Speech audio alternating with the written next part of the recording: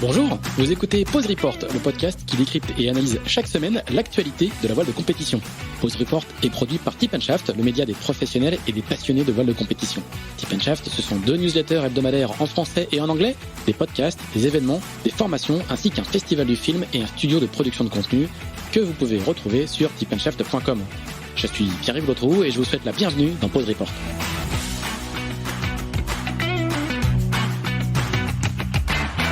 Bonjour à tous et bienvenue dans ce 83e épisode de Pause Report, le podcast hebdomadaire de Tip & Shaft qui explique, décortique, décrypte et analyse l'actualité de la voile de compétition sous toutes ses coutures en compagnie des meilleurs experts. Nous sommes le mardi 23 août, il est exactement 9h44 et nous allons parler aujourd'hui de SailGP juste après la 4e épreuve de la saison 3 qui a eu lieu le week-end dernier à Aarhus. Je ne sais pas comment ça se prononce en danois, peut-être que mes invités me le diront, à savoir le Grand Prix du Danemark. Nos invités étaient justement de la partie au sein de l'équipe française de SailGP, qui a signé à l'occasion son meilleur résultat sur le circuit depuis ses débuts en 2019 en prenant la 2e place. Il s'agit du skipper Quentin Delapierre qui est rentré chez lui à Auray. Salut Quentin. Bonjour à tous. De Manon Audinet qui officiait à la tactique et quant à elle restait sur place pour faire un peu de tourisme à Copenhague. Salut Manon. Bonjour à tous. Et notre troisième invité est Thierry Douillard, coach de l'équipe qui est quant à lui aussi rentré en Bretagne chez lui à Sainte-Barbe près de la Trinité. Salut Thierry. Bonjour à tous. Bon, avant de vous donner la parole, je vais faire un petit focus sur cette saison 3 de SailGP qui a débuté en mai aux Bermudes avant de se poursuivre par un Grand Prix des États-Unis à Chicago fin juillet, à Plymouth et donc ce week-end au Danemark. L'Australie a remporté les saisons 1 et 2 de SailGP, s'est imposé sur les 2 premiers rendez-vous de l'année. Les 2 suivants sont tombés dans l'escarcelle de la Nouvelle-Zélande du duo Peter Burling-Blair Tuke qui dispute sa 2e saison sur le circuit. Ces 2 équipes, l'Australie en tête, la Nouvelle-Zélande derrière, occupent la tête du classement général après 4 épreuves sur 11. La France est quant à elle 6e sur 9 équipes, à seulement 4 points de la 3e place occupée par le Danemark, après avoir signé sa première victoire de manche à Chicago et donc atteint sa première finale au Danemark, terminant derrière la Nouvelle-Zélande et devant le Danemark. Eh ben, on va justement commencer par l'actualité chaude, peut-être avec toi, Quentin. On va parler de ce Grand Prix du Danemark. Raconte-nous un peu comment ça s'est passé. Il y a eu qu'une journée de régate, il n'y avait pas assez de vent vendredi, donc tout s'est joué sur la journée de samedi. Raconte-nous un peu cette journée de samedi avec à l'arrivée cette belle 2e place pour l'équipe française. Ouais, écoute, un Grand Prix assez spécial parce que il y a pas mal de bateaux qu'on talonné sur les jours d'entraînement et puis du coup ça a un peu chamboulé l'organisation.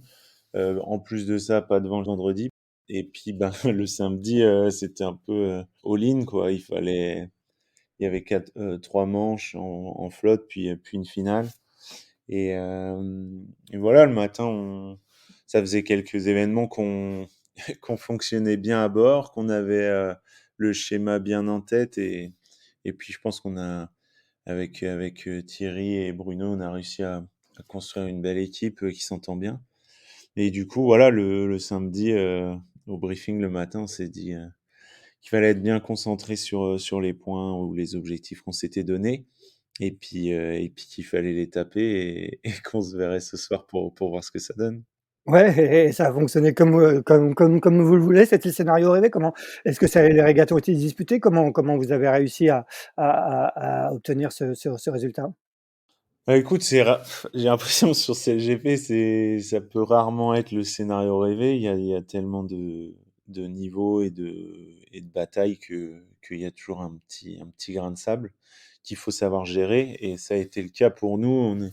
On est 2e de la première manche, puis la machine se grippe un peu. On arrive sur le dernier board de reaching en 4e position, et puis là, je prends une pénalité sur l'Australien et on finit 6. Donc, pas mal de frustration sur cette première manche, mais avec quand même une prise de conscience que on était dans le match et, et qu'il y avait moyen de se battre devant. Et donc, voilà, on s'est reconcentré sur les 2 d'après.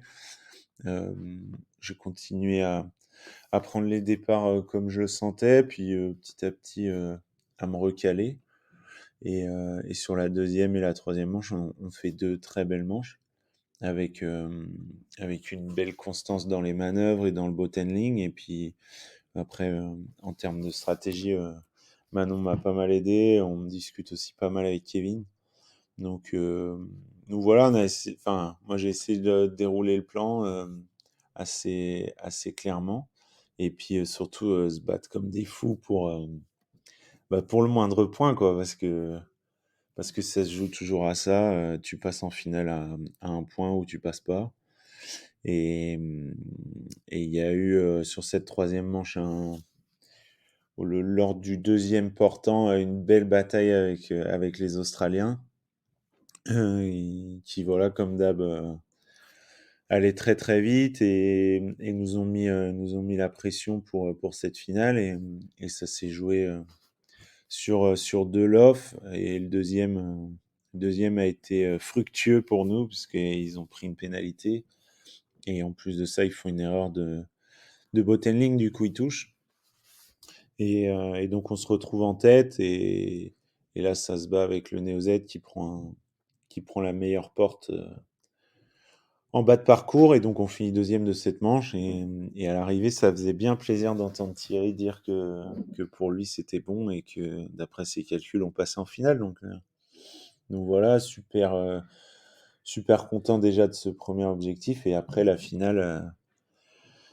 ben écoute je crois que ça nous a rappelé un peu le Tour de France avec avec Kevin dans une outre mesure mais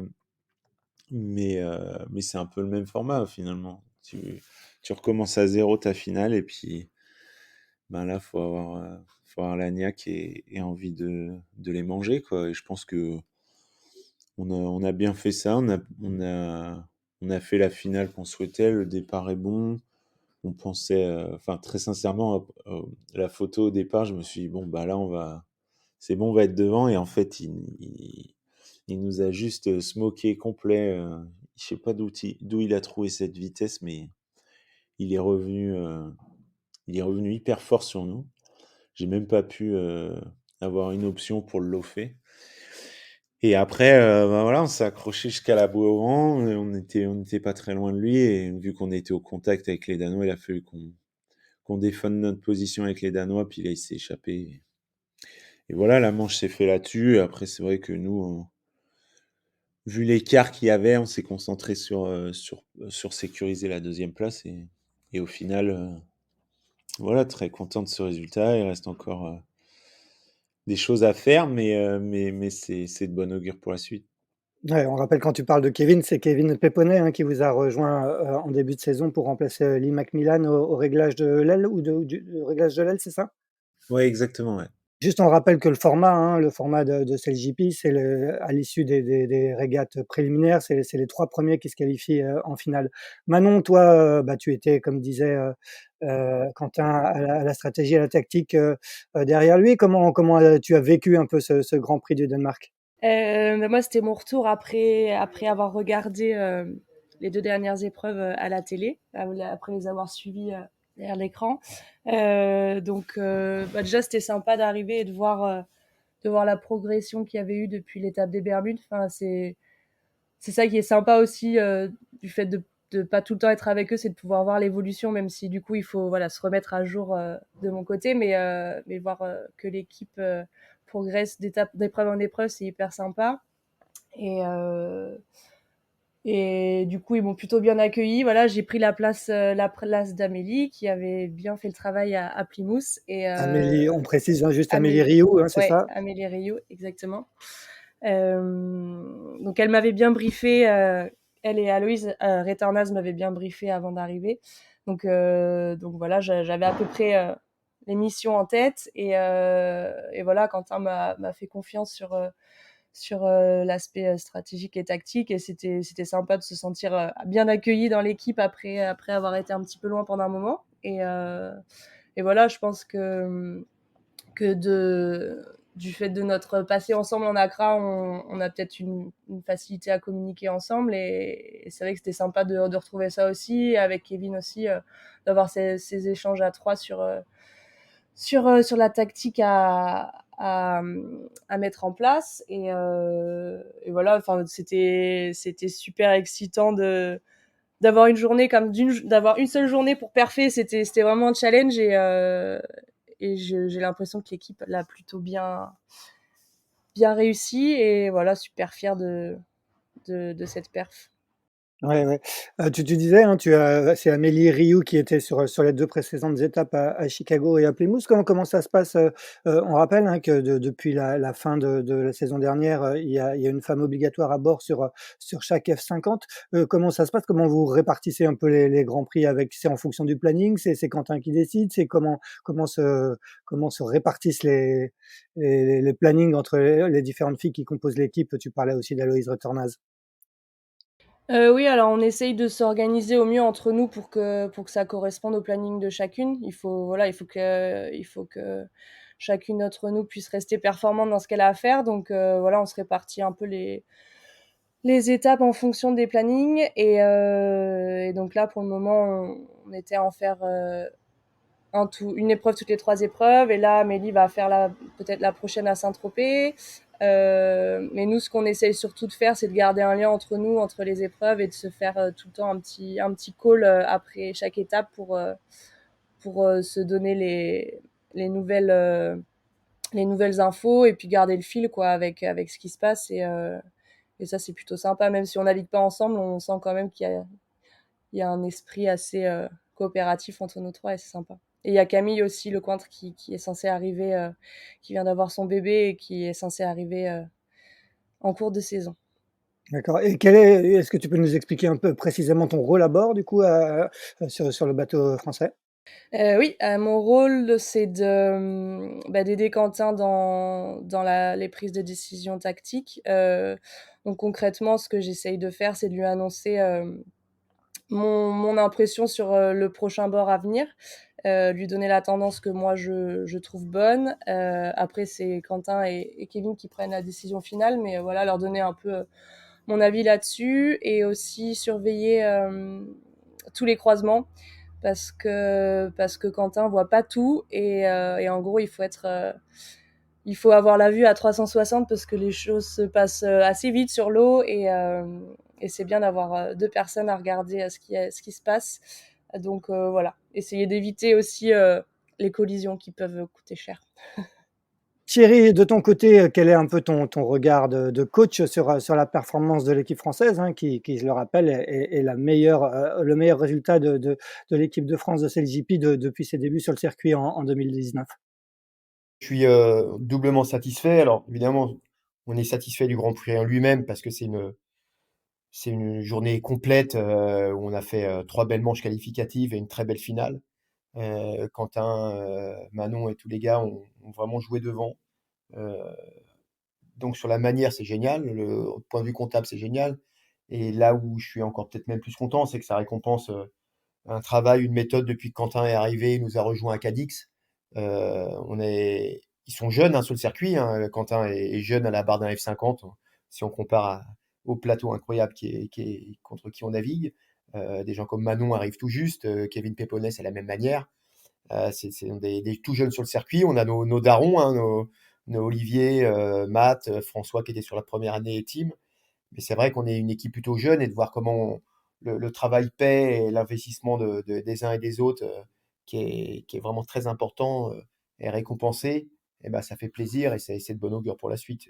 Et je dirais que on est déjà en train de se projeter pour continuer sur ce travail sur la saison. Et voilà, des points qui ont été bien identifiés, ont été analysés, travaillés. Et quand on voit que ça porte ses fruits, et ben, c'est d'autant plus agréable à voir.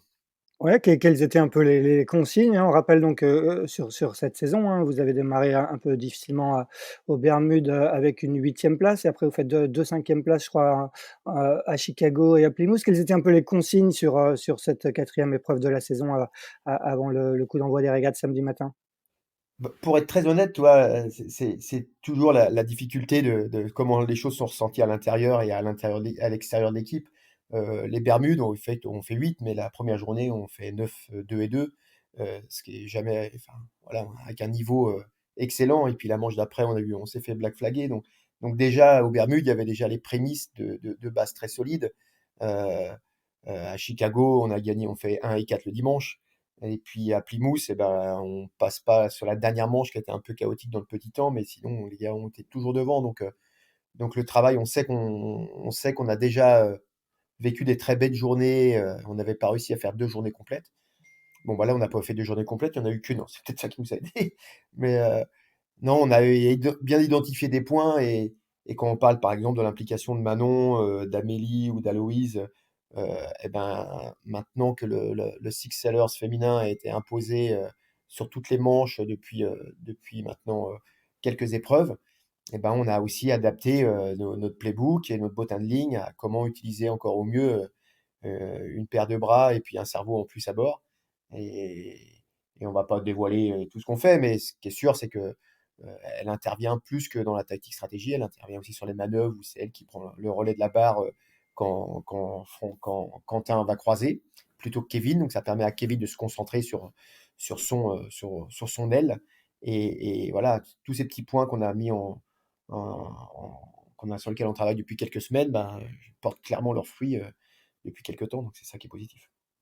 Quentin, on le disait, hein, en ouverture, la Nouvelle-Zélande donc a remporté les 2 dernières épreuves, hein, à Plymouth et ici au Danemark. Comment tu expliques un peu déjà cette progression? Et est-ce que pour toi qui est, comme le disait Thierry, assez encore nouveau sur le circuit, est-ce que c'est le bon modèle à suivre, sachant que eux en sont seulement à leur deuxième saison? Euh, Écoute, je pense que tout va très vite sur CLGP et que Peter et Blair étaient énormément sous pression après Chicago.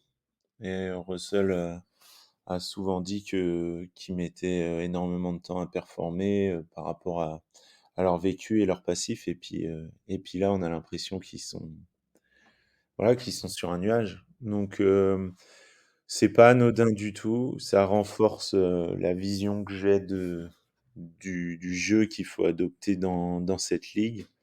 Euh, je pense qu'avant tout, ce qu'il faut, c'est une ADN. Et je sais pas si on va, euh, tu vois, vouloir copier les Néo-Z ou les Australiens. Je pense pas du tout. Je pense que si tu fais ça, tu gagneras jamais sur CLGP parce que tu auras toujours un coup de retard. Donc il y a une chose pardon, il y a une chose qui est absolument géniale, c'est que effectivement là on va investiguer de très près ce que les Néo-Z ont trouvé parce que il est certain que techniquement ils ont trouvé quelque chose. Ils se sont métamorphosés et donc on a déjà calé hier avec les gars et Thierry et les filles la stratégie d'investigation pour arriver plus fort à Saint-Tropez. Maintenant, moi, ce qui m'importe, c'est pour ça qu'on a été faire du GC32, c'est d'avoir une équipe qui croit en elle, qui a conscience de ses qualités et qui fait les choses à sa manière. Parce que, en finale, si tu arrives en ayant fait que du benchmark ou en t'ayant inspiré que des autres, et que tu n'as aucune ADN, tu n'as pas ce qu'il faut pour aller la gagner. Et ça, moi, c'est un truc que je commence à ressentir dans cette équipe. Je pense que chacun a conscience des forces de tel et tel équipier et sait se reposer là-dessus. Donc, c'est pas encore un caillou pur breton, tu vois, mais c'est en train de se consolider et de porter ses fruits.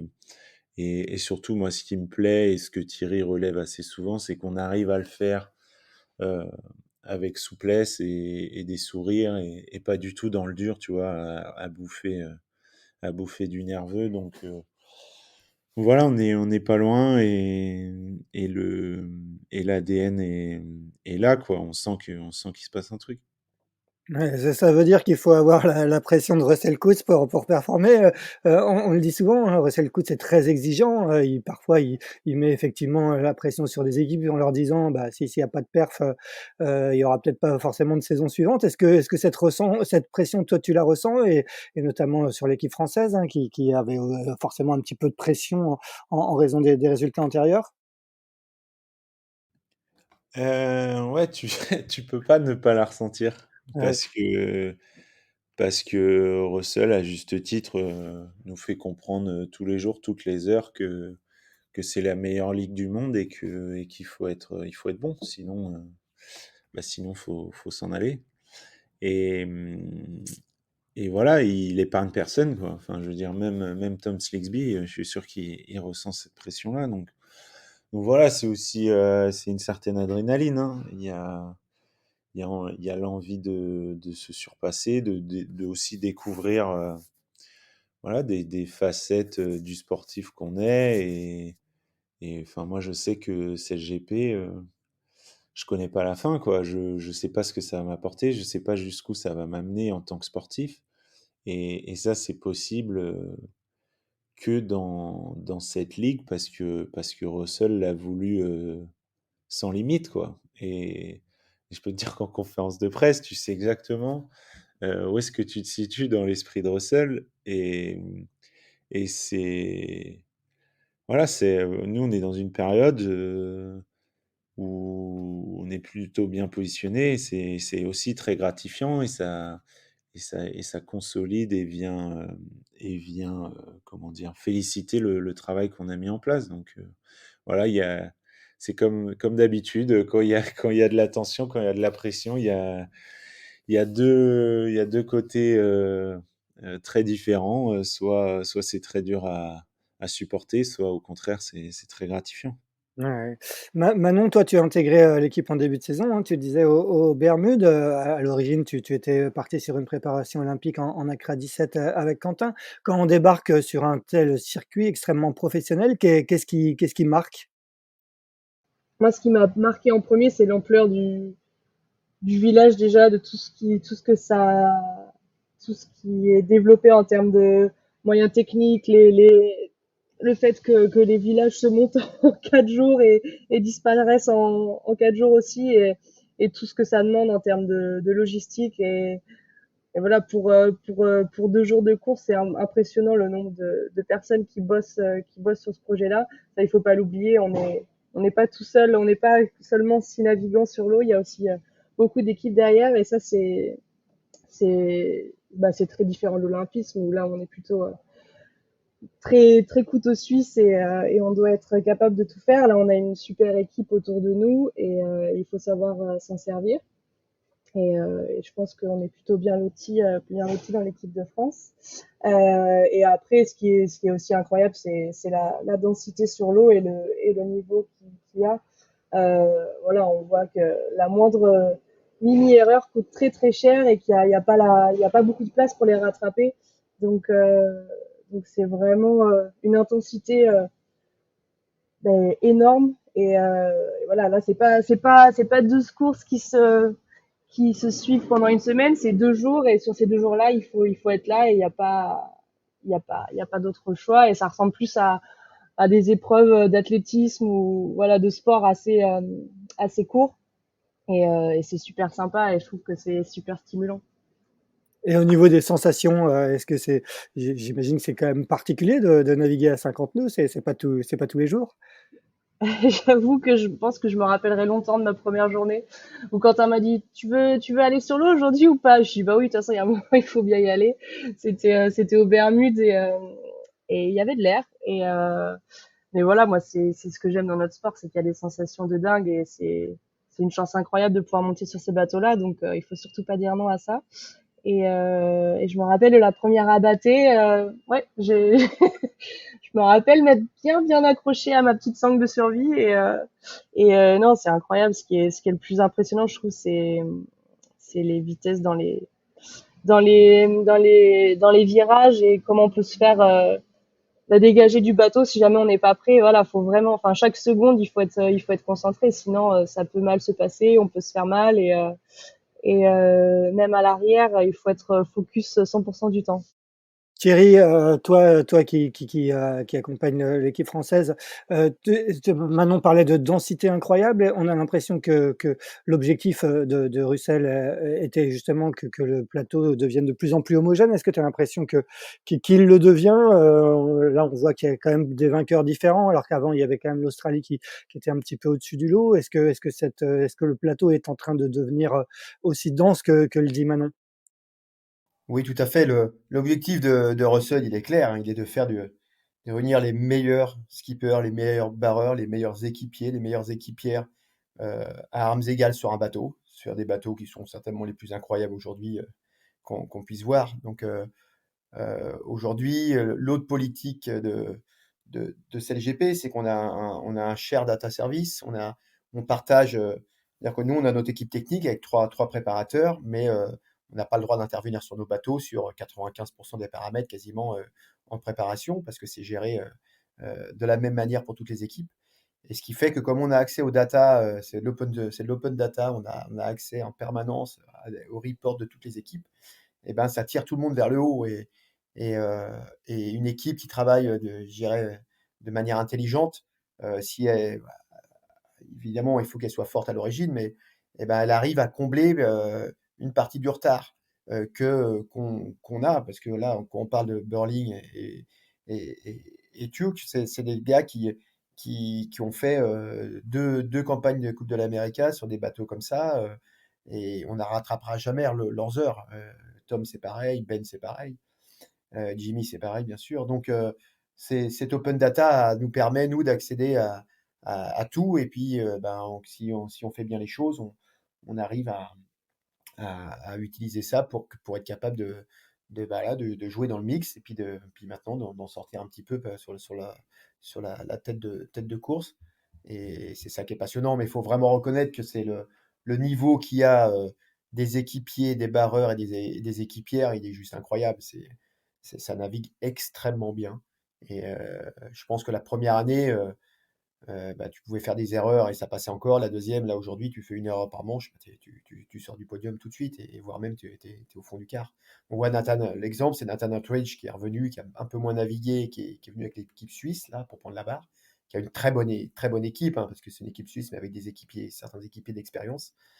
Bah, et voilà, et comme il dit, j'étais un peu rouillé, bah, passez-moi l'expression, je l'ai pris dans les dents et j'ai pas réussi à être compétitif sur ce Grand Prix à Copenhague. Donc, ouais, la ligue aujourd'hui, pour moi, c'est vraiment la ligue de voile au monde la plus élevée, c'est sûr. Ça veut dire qu'il y a un gros travail, d'analyse de data entre 2 grands prix, comment vous fonctionnez? Il est, il est à différentes échelles. Il est au quotidien pendant l'épreuve, parce qu'on a des reports de data qui sont faits d'ailleurs par quelques Français, qui sont David Ray, Cyril Douillet, il y a Hugo aussi, qui font partie de la performance analyse de CLGP, qui font des analyses pour tout le monde et qui sont communes à tout le monde. Et on arrive à se situer là-dessus. Et puis, ben, comme le disait Quentin, nous, on a notre démarche on va pas aller chercher la même chose que les autres peut-être, et chacun va chercher ce dont il a besoin. Et on a des points hebdomadaires pour savoir où on en est. Et on a la chance dans notre équipe d'avoir des gens d'une compétence, et ça, ils sont pas assez souvent mis en valeur certainement, mais des gens comme Olivier Arlédan, Mathieu Vandamme, qui ont fait plusieurs Coupes de l'América, François Morvan aussi, tous ces anciens, Tim Lapo, on en parle moins, mais Olivier Arlédan, c'est un docteur centralien, c'est des gens qui sont extrêmement brillants et extrêmement travailleurs. D'ailleurs, ils seraient pas encore à ce niveau-là à leur âge. Donc ça veut dire voilà, ils continuent leur carrière, c'est des belles carrières. Et on a la chance en France d'avoir des gentiment, Quentin les appelle des fois, c'est gros, c'est costaud, il les appelle comme il veut, mais c'est des mecs sur lesquels on peut s'appuyer, quoi. Et qui sont, en plus de ça, très intelligents pour analyser les choses. Et c'est très plaisant de naviguer et de travailler avec des gens qui sont motivés et très structurés, je dirais. Quentin, toi, tu as donc débarqué sur le circuit, au Grand Prix de Cadix, l'année dernière, au mois d'octobre l'année dernière, tu as succédé à la barre à Billy Besson. Qu'est-ce qui t'avait, toi, marqué quand tu étais, arrivé sur ce circuit? Toi, tu arrivais du Tour de France à la voile, de préparation olympique, en Accra 17. Qu'est-ce qui marque quand on arrive sur un tel circuit?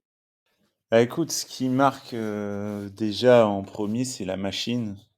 Enfin, Manon a raison, tout, l'environnement, c'est vrai que c'est une grosse organisation, il y a énormément de corps de métier, puis le village CSGP, ça se veut, claquant, quoi. Donc c'est vrai que ça impressionne au début, mais, heu, mais je me souviens très bien de la première fois où je suis rentré dans le hangar et que j'ai vu la machine, quoi. C'est un peu, j'imagine, comme la F1. Je pense qu'un pilote de F1, le village, il en a pas grand-chose à faire. Par contre, quand il rentre dans son paddock, ben, et qu'il voit sa voiture, là, il commence à, à comprendre qu'il va falloir dompter l'engin et puis s'engager. C'est surtout ça, je crois que ce qui m'a marqué, les premières navigations, j'ai eu la chance d'avoir bah, Thierry, que je connaissais très bien. On avait navigué ensemble sur Sodebo. Il m'avait tenu le seau. Et puis, Philippe Presti, que je présente pas et qui a été aussi super bienveillant. Et donc j'avais fait un peu de simulateur, mais bon, c'est un autre monde le simulateur. Les premières naves à Cadix dans 15-17 nœuds, c'était saisissant. Et c'est vrai que bah, en même temps, t'es euphorique parce que ça y est, t'y es, tu été une machine incroyable, t'as des sensations, c'est ce que je disais à l'époque, c'est des sensations tu connais pas sur un autre bateau. Tu peux pas connaître ça, c'est impossible. Le bateau est tellement raide, la moindre petite risée, tu prends pratiquement pas de gîte. Le bateau, il fait que transférer vers l'avant. Donc tu prends des coups de pied, mais c'est juste dément, quoi. Et dans le même temps, Philippe m'avait dit, enfin, Thierry, de la même manière, me disait, mais là, aujourd'hui, tu fais qu'une chose, c'est prendre du plaisir et kiffer ta journée, quoi. Et j'étais content de ça, je l'avais plutôt bien fait, sauf que tu te rends compte que tu vas très très vite sur le plan d'eau, que les hauts fonds, t'y fais plus tellement gaffe, que les bouées de chenal, t'y fais plus tellement gaffe. Et en fait, je me rappelle très bien avoir pris conscience à un moment donné que bah, j'étais aussi le responsable du bateau, mais pas seulement de manière imagée, quoi. Vraiment le responsable. Si je pose le bateau sur un rocher ou que je coupe la priorité à un ferry, ben, c'est Russell qui viendrait me mettre une petite claque derrière la tête, quoi, voire une grosse claque. Donc, euh, donc voilà, c'est un peu tout ce mélange. Puis bon, je sais pas si tu te rappelles de Cadix, mais le dimanche, j'avais là, il m'avait fait un beau baptême là. Ouais, justement, on voit, il y a dans le film No Room for Error, là, qui raconte justement tes débuts sur ce circuit à Cadix, et que vous pouvez notamment voir sur Sailors. Je fais un peu d'auto-promo, la plateforme de vidéo de Tip and Shaft. On te voit une sortie du port de Cadix où il va falloir abattre, et là, ça a l'air vraiment, vraiment chaud. Tu te souviens de ce moment? Ouais, moi je pense que je m'en souviendrai toute ma vie sans, voilà, sans en faire trop vraiment. J'ai fait des moments chauds sur Sodebo notamment, mais là ça c'était vraiment chaud. Parce que bah, c'est ce que je raconte dans l'épisode, c'est que c'est pas seulement la sortie du port. Enfin, au moment où on quitte la bouée, on est reaching à 40 nœuds pour sortir du port. Enfin, dans un port de commerce, c'est juste un truc dément. Enfin, tu te demandes comment CLGP arrive à avoir les autorisations. Donc, de toute façon, tu peux pas faire autrement. Le bateau, il peut pas, dans 25 nœuds, ne pas voler au reaching. Donc, si tu voles pas, tu dessales. Donc, en fait, tu pars de la bouée, tu es à 40 nœuds, tu connais à peine les mecs avec qui tu navigues. Enfin, j'avais fait Sodebo avec Matt Van Damme, mais Lee Macmillan, je le connaissais absolument pas. François, je le connaissais parce qu'on a navigué l'un contre l'autre. Et puis Olivier et Tim, pareil, j'avais jamais navigué avec eux. Donc, voilà, tu te lances là-dedans, puis c'est un bateau volant. Enfin, on s'est, ça va faire rigoler Manon, mais on s'est souvent dit en Accra, bah, des fois quand c'est chaud, plus tu vas vite, moins c'est chaud, quoi. Et là, me suis dit ça tout le reaching dans le port, quoi, que la bâtée, il fallait y aller, mais fort, parce que sinon on allait prendre un coup de gîte. Et je pense que ce qui est très méconnu sur le F50 de la part du grand public, c'est qu'en fait, si on sort le safran au vent de l'eau, le bateau il dessale tout de suite, parce que le safran au vent il tire entre 900 kilos et 1 tonne. Donc dès qu'on le sort de l'eau, ben, on prend 1 tonne, mais dans l'autre sens. Et du coup, c'est ce qui fait que c'est très dangereux sur les abattés, c'est que si le wing trimmer, ben, en l'occurrence Lee Macmillan à cette époque-là, était dans l'incapacité de maintenir le bateau à plat, voire léger contre JT, eh ben c'était fini. Et c'est exactement ce qui s'est passé pour les Espagnols qui étaient juste derrière nous. Et enfin, c'est pas seulement un dessalage, quoi. C'est violent, quoi. Les mecs, ils se font éjecter dans l'aile. Puis encore une fois, bah, derrière, il y a des coups. Ça fait du mal à l'équipe. Tu as peur de blesser un mec. Enfin, voilà, c'est stressant. Je pense que ça a marqué un paquet d'Espagnols, hein, d'ailleurs. Et voilà, nous, quand on passe le Berroway, c'est premièrement les plus belles sensations de voile de ma vie, ça c'est sûr, mais aussi un énorme soulagement, qui a été de très courte durée, parce qu'après j'ai vu où était le parcours, et là j'ai bien fait de l'huile, parce qu'on était au milieu des rochers devant le mur d'enceinte de Cadix, avec une zone d'exclusion en plein milieu du portant, avec un haut fond. Voilà, donc tout ça dans 25 nœuds, avec une houle dans le mauvais sens. Enfin, je m'en souviendrai, c'était cool. Manon, est-ce que toi aussi, c'est les plus belles sensations de ta vie? C'était pas moi qui étais à bord à ce moment-là. Oui, non, mais toi, de ce C'était que tu as Amélie. vécu, ouais, ouais, mais de toi, ce que tu as vécu, toi, ton expérience personnelle sur le F50. Oui, oui, je pense que c'est sûr que ça rentre largement dans le top 3 des meilleurs moments de voile.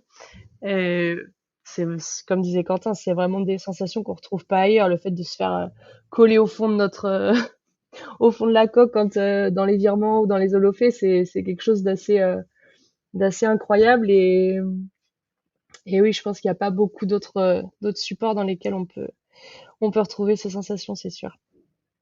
Thierry, toi, quand Quentin est arrivé à la barre du bateau français, quelles étaient un peu les priorités? Il avait jamais navigué sur ce support. Comment on passe d'un barreur de Nacra à un barreur de F50?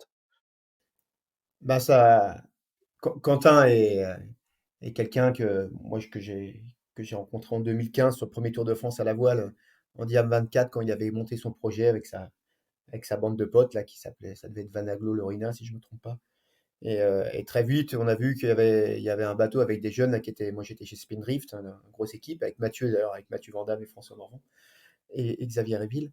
Et on a vu que là il y avait une équipe de jeunes qui arrivait, mais qui était structurée, qui était talentueuse. Il y avait quelque chose de plus. Donc je pense que Quentin a mûri en imagerie mentale ses premiers pas en F50. Et nous, bah, le core management autour, les encadrants, c'était d'essayer de le mettre en confiance pour qu'il s'exprime et qu'il fasse bien les choses. Les gars, on avait des équipiers vraiment qui tournaient bien et qui connaissaient bien la machine, et qui étaient aussi dans le partage, parce que bah, pour que ça marche, tout le monde avait envie que ça fonctionne. Donc c'était aider au maximum Quentin. Et pour être très honnête, pour être vraiment très honnête, c'est même aller un peu plus vite que ce que je pensais, parce que dès le Grand Prix de Sydney, qui était juste après Cadix, là on reparle de la journée du dimanche à Cadix, mais il y a peu de barreurs qui auraient été capables d'enchaîner une journée comme ça. On fait une très belle 4e place, je crois, sur la dernière manche. Et à Sydney, on a déjà gagné une manche d'entraînement. À Sydney, une manche d'entraînement officielle. Donc, voilà, c'était le corps encadrant qui est assez faible, hein. Il y a Bruno qui est le grand manager, moi qui gère plus la partie sportive, mais on a aussi des préparateurs qui sont un Français, Jean-Luc Lacaze, et 2 anglo-saxons. c'est de faire en sorte que Quentin soit confiant pour qu'il puisse s'exprimer. Et ça, c'est notre rôle principal. Et quels étaient un petit peu, du coup, les enseignements que vous aviez, tirés de la saison précédente et quelles étaient un peu les priorités en termes de progression que vous aviez définies avant d'attaquer la saison 3? Le Il y a une chose qui est sûre, c'est que le talent suffit pas. C'est-à-dire ces bateaux sont extrêmement exigeants. Cette ligue est extrêmement exigeante. Donc, on peut jamais se reposer sur quoi que ce soit. Il faut toujours aller chercher. Le doute est bon. C'est pas le doute pour douter, c'est le doute pour aller chercher autre chose, être plus précis. Et le mot précision, il prend toute sa mesure dans cette ligue-là. Il faut être précis sur tout. Quentin ne peut pas se permettre de ne pas être précis sur toutes ses trajectoires. Tout comme Kevin, on a la même manière, il va craquer son aile. Voilà, tout François, c'est pareil sur sa hauteur de vol. Donc, il faut être précis sur tout et toute l'interaction entre les différents, il faut bien les identifier, les différentes personnes qui interviennent à bord. Donc, on avait identifié des axes de travail bien définis et que l'autre partie après, c'est dès lors que tu commences à bien dominer le F50, entre guillemets, c'est de régater. Et là, ce qui est plaisant, c'est que là, on commence vraiment à régater, que Quentin arrive à sortir la tête du bateau, parce qu'il a confiance pleinement dans son équipage. Son équipe a été. Il est arrivé dans une équipe avec des équipiers qu'il n'avait pas choisis, hein. C'est nous qui l'avons choisi. Mais lui, il arrive dans une équipe définie avec des gens qui sont là, qui sont, comme il vient de le dire, qui ne connaît pas. Et donc, on a le changement de régleur d'aile pour passer avec un Français, ça a été une discussion. Et Kevin Peponnet cochait toutes les cases et la case aussi d'être très proche et très complémentaire et ami avec Quentin, ce qui est très important, en plus de son talent, bien entendu. Donc, on avait cette symbiose qui a fait qu'on a été capable d'assez vite trouver les manettes du bateau. Quentin, c'était un choix évident pour toi, Kevin, qui est issu de la filière olympique, comme toi, lui du 470? Ouais, bien sûr. Parce que, en fait, j'ai été pas mal challengé sur ce choix par Bruno, et puis Thierry m'a aussi questionné parce que je pense qu'évidemment Thierry, nous connaissant tous les deux, n'était pas surpris que je propose Kevin, mais il m'a questionné, voilà, avec toute son expérience pour être sûr que c'était hyper solide comme choix et que j'allais pas me le reprendre dans les dents. Et à l'inverse, enfin, et dans le même sens, pardon, Bruno m'a vachement challengé en proposant d'autres noms, en étant, voilà, en me faisant parler, à chercher mon argumentation et à ce qu'ils deviennent convaincus de mon choix. Et c'est vrai que, comme souvent, la jeunesse fait douter dans le sens de l'inexpérience. C'est quand même des bateaux où quand tu découvres, il y a beaucoup de boutons, il y a beaucoup d'hydraulique, d'électronique. Et puis voilà, tu peux pas dessaler comme en 4-7 ou en Accra parce que tu as voulu faire un falling jibe en Accra, mais c'est pas passé, quoi. Tu vois. Donc, euh, donc voilà, il y a eu pas mal de questionnements là-dessus. Par contre, moi, j'ai jamais douté une seconde et je sais très bien, mais depuis qu'on a arrêté le Tour de France, on s'est toujours dit qu'on referait des trucs ensemble. On a hésité à un moment donné quand j'ai rencontré Kevin, il m'a proposé de faire du 4-7 en tant qu'équipier. Donc voilà, c'est des trucs qu'on traîne depuis longtemps et aujourd'hui, on est super content de renaviguer ensemble. Et un des arguments forts que j'avais donné à Bruno, c'était que pour moi, pour gagner CLGP, il fallait pas juste, entre guillemets, juste ramener des compétences et des mecs bons. Le CLGP, ça se joue pratiquement tout le temps à un croisement ou voilà, une situation tactique qui fait que le mec il croit plus en lui que l'autre bateau. Et moi, pour ça, j'avais besoin d'avoir quelqu'un de proche avec qui j'avais déjà navigué et dont j'étais persuadé qu'il lâcherait jamais l'affaire et que ça marche ou pas, il serait focalisé sur la philosophie et la méthode qu'on met en place et pas le résultat. Et voilà, je pense que Aujourd'hui, il y a plus, il y a pas de discussion possible sur le choix de Kevin. Il a montré tout l'envergure de son talent et de sa capacité d'adaptation. Et pour la petite anecdote, moi j'ai eu un baptême compliqué, mais alors Kevin c'était pas mal aussi. Il a eu un premier jour aux Bermudes, parce que racontait Manon. C'était leur premier jour à tous les deux. On était petite aile, 25 nœuds à monter dans la baie des Bermudes et avec un Berroway obligatoire, quoi. Sinon on bitchait. Donc, et lui, il a quand même réussi à me faire attends, j'aimerais bien faire ma petite routine, régler un truc. J'ai dit non, mais là, Kevin, faut y aller, de toute façon, sinon je me mange la plage et c'est terminé. Et en fait, il a fait le Berroway, bateau à plat. On a pris 45 nœuds, c'est nickel, quoi. Donc écoute, voilà, je suis content. De toute façon, c'est le choix que je voulais. Et puis aujourd'hui, je suis absolument pas déçu. C'est un compétiteur hors pair. Et puis on a la même vision de la voile. Donc voilà, je pense qu'on se conforte tous les deux dans notre manière de naviguer. Ouais. Dans le film No Room for Error dont je parlais tout à l'heure, qui raconte du coup tes débuts dans l'équipe, on te voit aussi à Cadix bah, te redécouvrir un peu cet environnement. Tu croises Ben Ainsley, John Spithill, on a l'impression que tu les vois avec des yeux d'enfant. C'est quelque part, c'était un rêve qui se réalisait pour toi? Ouais, complètement. Oui, oui, Ben Hensley, moi, enfin voilà, j'ai regardé toutes ces Middle Race et c'était un des idoles de mon père, enfin en tout cas une grosse source d'inspiration de mon père et du coup voilà, j'ai grandi avec ce nom-là en tête et bon, je pense que mon père, il avait une perception un peu biaisée de Ben. Il était persuadé que Ben, il faisait des navigations offshore en laser pendant 3 heures, normal, etc. Je pense qu'avant tout, Ben, c'est un mec très, très, très intelligent et voilà, qui a trouvé des solutions plus pertinentes que les autres pour performer. Mais c'est vrai que la première chambre d'appel avant la presse-conférence, j'hallucine, quoi. Je suis en train de me pincer. Tu es dans une salle, il y a toutes les légendes de notre sport. Il manque plus que Robert Scheidt et Santiago Lange, quoi. Et justement aujourd'hui, maintenant, c'est un peu plus, je dirais quasiment 1 an plus tard, est-ce qu'aujourd'hui tu les as un peu démythifiés? Je les ai jamais sur l'eau, j'ai jamais eu très honnêtement, j'ai jamais eu un sentiment de, tu vois, attention, il y a Ben à côté, faut que je fasse attention.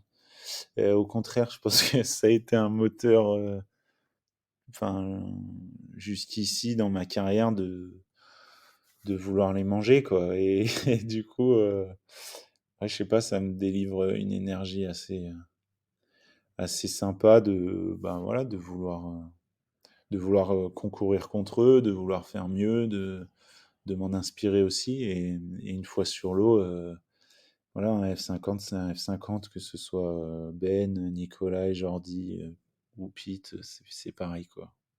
Manon, toi, quand tu es arrivé la première fois sur le circuit, est-ce que toi aussi, tu étais peut-être un peu intimidé par, par un peu toutes ces stars de la voile, entre guillemets, qui étaient autour de toi? Ouais, c'est sûr que ça impressionne. C'est des gens qu'on regarde à la télé ou en photo.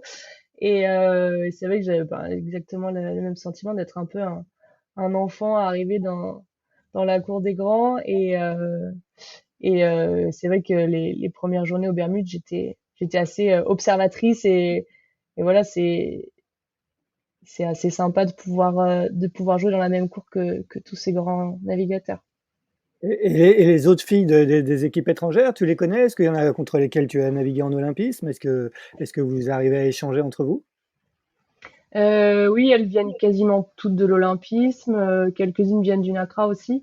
Donc oui, c'est assez sympa de se retrouver et de venir discuter après les grosses journées de nav. Je me rappelle après la première journée aux Bermudes, d'être allé voir Nikki Boniface, l'anglaise avec qui on s'était entraîné en NACRA et voilà, débriefer de cette journée-là, c'était marrant c'est sympa d'avoir des repères aussi, voilà, de connaître des personnes et de pouvoir échanger assez simplement et même de se pouvoir récupérer quelques petits conseils.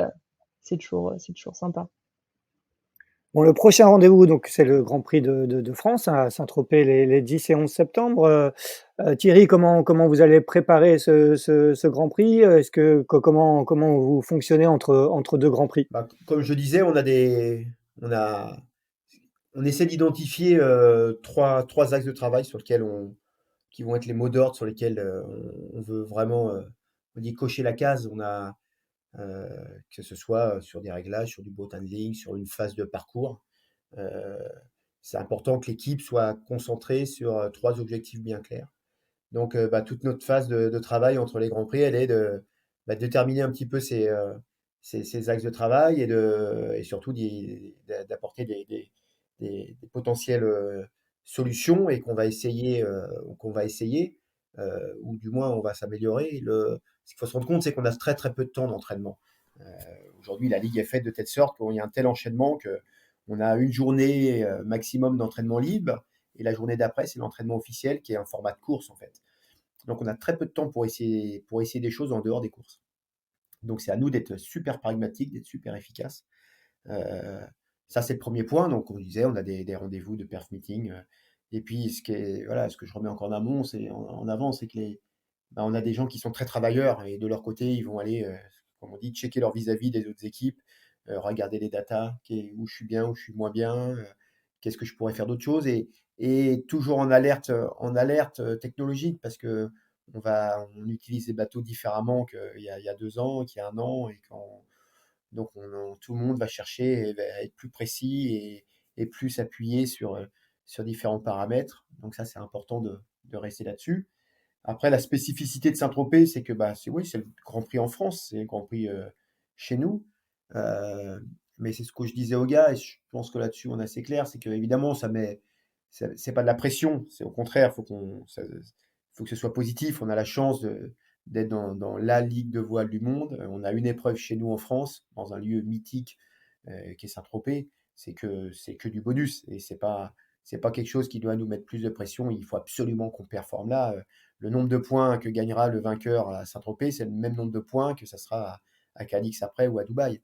Donc, par contre, c'est important de bien performer chez nous et de profiter de cet instant de partage avec quelque part un peu le public et puis notre équipe. Donc, c'est prendre prendre cette pression, cette potentielle pression, la tourner comme quelque chose de positif qui nous fasse être encore meilleur et plus précis. Ce qui a changé quand tu le soulignais tout à l'heure, c'est que, cette année, parallèlement au circuit, vous faites du GC32, donc vous vous entraînez en GC32. Vous avez même participé jusqu'ici à 2 épreuves du GC32 Racing Tour. Quentin, ça vous apporte beaucoup? Raconte-nous un petit peu, ce que ça peut vous apporter en vue du circuit CJP. Ouais, écoute, en fait, je cherchais j'ai pas mal embêté Bruno avec ça, mais je cherchais un projet où on pouvait, passe-moi l'expression, mais être un peu à poil. Et pour voir vraiment ce que chacun d'entre nous avait dans les tripes. Et on a bien réussi, parce on a été en GC avec voilà, un morceau de budget. Bruno, il s'est arraché pour qu'on puisse aller faire ces épreuves. Et les gars ont été géniaux parce qu'ils ont, enfin, voilà, ils se sont fait mal. On était en dette de préparation technique. Il manquait au championnat du monde, on a demandé des pièces à chaque équipe, je pense. Mais c'est une vraie fierté. Moi, je le prends pas du tout du côté négatif. Je pense que ça montre aussi enfin, voilà, des forces de caractère. Et, et je remercie encore Bruno là-dessus parce que il s'est vraiment fait mal pour qu'on puisse aller faire cette saison, enfin cette demi-saison en GC. Et écoute, ben voilà, c'est souvent dans les moments un peu durs que tu découvres les vraies personnalités. Et écoute, j'ai pris une bonne claque parce il y a vraiment des sacrés caractères dans notre équipe. des mecs qui savent pourquoi ils sont là et qu'on la dalle et qui veulent progresser. Et puis, et voilà, le championnat du monde, on est en tête toute la semaine. On finit vice-champion du monde à la bataille avec Black Star. Et Black Star, qui est un bateau qui était très rapide dans la molle, et il n'y avait pas beaucoup de vent sur ce championnat du monde.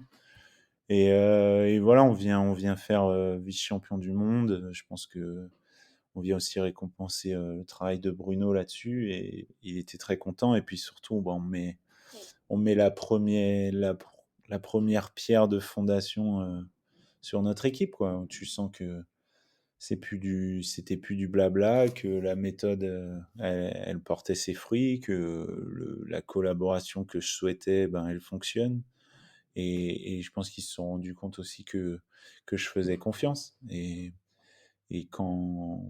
voilà, quand je donne des responsabilités à un mec, je suis pas sur son dos, je demande juste à ce qu'il coche la case, et je pense que ça leur a convenu, et on en a récolté les fruits sur le F50 direct, parce qu'on avait construit quelque chose et puis réussi quelque chose un peu dans le dur, quoi. Donc c'était génial. On a été aussi aidé par le team Sodebo, qui nous a mis un technicien à disposition, et je les remercie encore, parce que sans eux, ça aurait été très très compliqué. Donc on avait Charles pour nous épauler, et c'était vraiment une super expérience. Ouais. On rappelle que Bruno, hein, dont tu parles, c'est Bruno Dubois, le team manager. Juste que Thierry parlait du fait qu'il fallait aborder ce Grand Prix de Saint-Tropez sans pression. Tu l'abordes avec cet état d'esprit, ou quand même le fait de jouer à domicile, il y a forcément une attente médiatique importante, il y a peut-être des attentes de partenaires. Comment tu vas appréhender ce rendez-vous? Écoute, je vais pas te vendre un scénario incroyable. Je vais faire exactement pareil. On travaille beaucoup avec Bruno Dubois, Virginie Boucher et toute l'équipe, hein, et Marine Sestari aussi à l'opérationnel. Puis on a maintenant un directeur commercial avec Simon Ripaud. Faut avant tout, enfin, faut aussi que ce soit un succès euh, en termes d'événements, d'un point de vue commercial, d'un point de vue com. Donc c'est aussi beaucoup de travail, et franchement, un grand merci à eux. C'est vraiment c'est assez génial d'avoir tous ces corps de métier dans une même équipe et de sentir la même énergie chez chacun. Donc voilà, on travaille en amont là-dessus. On a des prospects qui viennent, on a Virginie qui fait un gros boulot pour amener des médias. Et puis forcément, je vais être plus sollicité, l'équipe va être plus sollicitée. Mais moi, je le prends vraiment du bon côté de la chose. L'inverse m'aurait fait très très peur, pour être très honnête. Je préfère être à la maison et être sursollicité. Je pense que c'est très bon signe pour l'équipe. C'est très bon signe pour la notoriété de la ligue, de l'équipe. C'est gratifiant pour le travail qu'on fait. Si les gens viennent, ça veut dire qu'on travaille bien, que les résultats sont bons. Et voilà, après, moi, la méthode sportive ou la manière de se préparer, je pense qu'on l'a. On a tous adhéré à ce fonctionnement-là. Et voilà, CLGP, c'est avant tout dans la tête. Et je pense que aujourd'hui, on est bien accompagné. Thierry, je pense, a appris à me cerner et à me recentrer quand je veux en faire un peu trop. Et toi, Manon, comment tu abordes ce Grand Prix? Est-ce que tu seras pas forcément sur le bateau sur ce Grand Prix, c'est ça? Non, ce sera Amélie Rioux qui sera là. Moi, je serai là en spare woman, Ouais. c'est-à-dire que s'il y a une fille d'une autre équipe qui se blesse, potentiellement, je peux aller naviguer avec une autre équipe, ce qui peut être assez intéressant en termes d'espionnage, hein. Voilà, et j'espère aussi, bah voilà, pouvoir aider à tout ce qui se passera aussi à terre en termes de, bah voilà, de relations avec les personnes qui seront là, et ça va être super sympa de de faire ça chez nous. Je pense il y a des gens qui vont vouloir venir ça d'un peu plus près, qui regardent toujours ça de loin, et ça va être sympa aussi de pouvoir voir les proches, les gens les supporters français qui se déplaceront, et de pouvoir aussi avoir un contact avec eux. Je pense que c'est important, et ça a du sens. Je l'ai dit en ouverture, hein, vous aviez, au départ initié un projet olympique en Accra avec Quentin, qui du coup a été interrompu. Aujourd'hui pour toi, tu ne navigues que sur CLJP, ou tu as continué à naviguer en Accra? Est-ce que tu as encore des objectifs olympiques? Non, pour le moment, c'est que ce projet CIGP. Voilà, je suis en période de réflexion, on va dire. Je suis assez fière de ce qu'on a accompli avec Quentin en Accra, et j'ai pas forcément d'envie d'y retourner. Voilà, ça a été une sacrée page de ma vie, et je suis maintenant plutôt tournée vers d'autres projets, et contente d'où je me trouve aujourd'hui. Bon, d'autres projets, comment parler d'un sujet dont on ne peut pas trop parler, c'est, j'imagine, pour vous 3, il y a ce fameux projet de Coupe de l'América, de défi français dont on parle. Il y a une équipe aujourd'hui qui s'appelle Catch Challenge Team France, qui est alignée sur les GC32. J'imagine que pour, Quentin, je suis obligé de te poser la question, mais vous êtes tous un petit peu en attente de l'officialisation de ce projet. Comment vous vivez un peu cette, situation? Je suis pas au courant. Question piège. Non, oui, oui, il y a des bruits, il y a des bruits autour de Cachalange. On a couru en GC32 sous les couleurs de Cachalange. Écoute, tout ce que je peux te dire, c'est que ce serait magnifique, pour la voile française, qu'on retrouve un projet, Coupe de l'Amérique après celui de Franck Camas, et de Groupama. Je pense que CLGP, pour le coup, est une super plateforme, pour, pour adosser un projet Coupe de l'Amérique.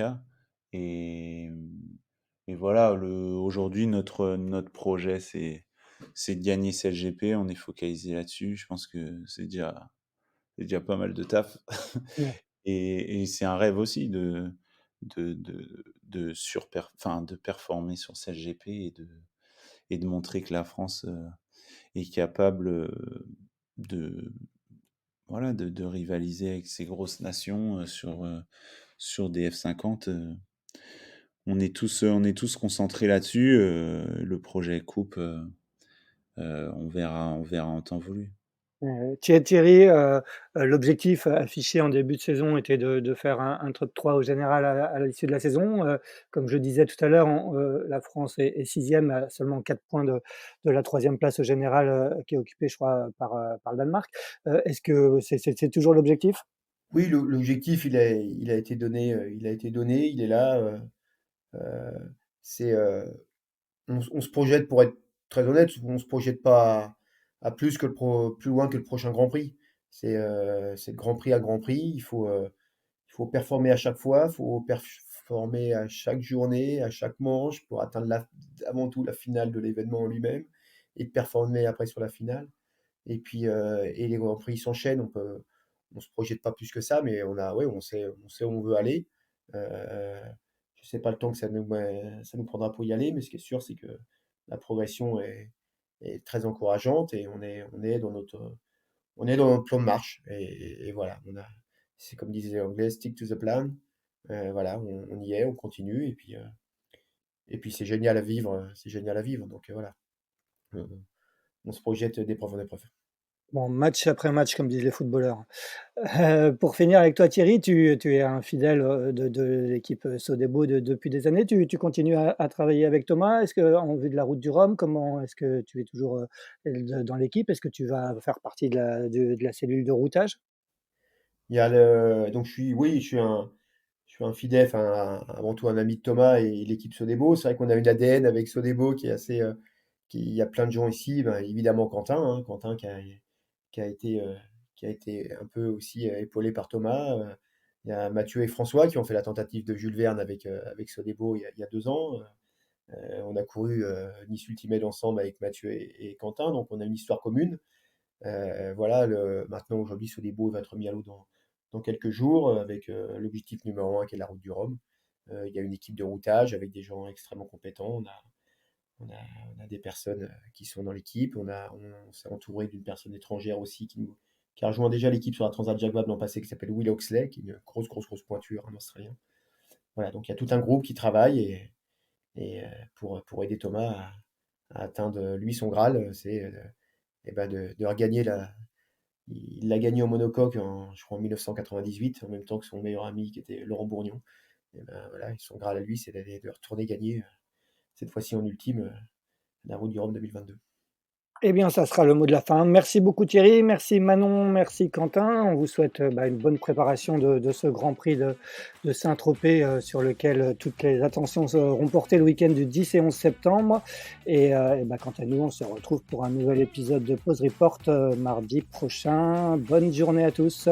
Bonne journée. À bientôt. Au revoir. On Saint-Trope. À Saint-Trope, exactement. Rendez-vous à Saint-Trope.